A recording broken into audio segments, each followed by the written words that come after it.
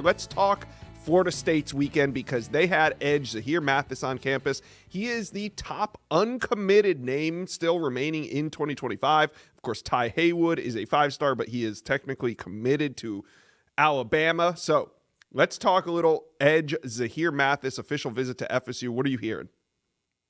Well, he had a fantastic official visit over the weekend. Talked with his football coach over there at MOTEP, Cyril Woodland. And, coach told me that he sees an opportunity to be an instant impact player. They love the staff. They're forming fast relationships with Coach Tony White and company over there in Tallahassee, the new defensive coordinator. They like the vibe. They like Mike Norvell to get this program back on track. And Zahir thinks that he could be a big part of helping Florida State turn it around real quick. He got a chance to tour the campus, see the new facilities they're putting in. But again, more than anything, the opportunity to come in and play early for the former Ohio State commit is big, and these relationships, he's building a trust with this Florida State staff. Steve, trips remaining to UCLA and Michigan, both official visits. We heard a lot about Penn State, though. Are they still in this one for Zahir Mathis? I think the contenders right now, you got UCLA coming up for an official visit. Maryland is a dark horse in this one as well. Do not sleep on the Terrapins, Josh. And Michigan, if he visits Michigan, it'll be the last weekend of the process, I'm hearing. I think Florida State set the tone. We'll see what UCLA can do this weekend. But Maryland is a program that I view as a pretty big threat to Florida State right now. But the Seminoles are building momentum with Zahir Mathis. Yeah, and Mathis has made it this far. Does he have plans to commit before signing day, or is this going to be a big signing day decision in February?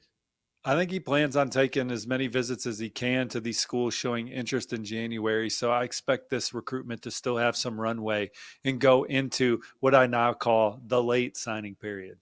All right, now let's talk about another official visitor that was on campus, and that's cornerback Antonio Cromartie Jr. Antonio Cromartie was an All-American corner at Florida State. It was only a matter of time until some of his kids started becoming recruits, and now we got one. Antonio Cromartie Jr. visiting Florida State. Does his alma mater have a shot to land him? I think that's where he's going to end. I think that's where he's going to end up. Florida State offered him on Christmas Day. He helped Carrollton advance to the state championship game in the Peach State's largest class as a senior, took his official visit this weekend to Florida State. And I think it was just a formality. Once Florida State offered him, this is a program he's always wanted to play for, continue the legacy. He's excited about playing for Coach Norvell, wearing those colors. Had a great official visit this weekend. And I think sooner rather than later, he'll be added to a Florida State class that currently ranks number 20 nationally per the On3 RPM. All right, three-star interior offensive lineman Chavez Sandman Thompson was also on campus this weekend for an official visit. It's going to be FIU or FSU for him, likely going to be FSU at the end of this month, so we'll keep an eye on that one. But, Steve, I want to talk about another offensive lineman that's making waves in FSU land, and that's five-star offensive tackle Ty Haywood. He already took his official visit to FSU, but he's planning to take some more officials in January. We know Michigan's a contender. Who else is in this one, and where do you think the Seminoles stand? Yeah, I'm looking at three schools. You got Michigan, the program that's been long rumored as the biggest threat to flip him from Alabama. Texas Tech, the in-state program, has been in the middle of this one as well. But Florida State has never gone away, and there's some optimism around Tallahassee that they can get him back to campus on an unofficial visit before he makes his college decision.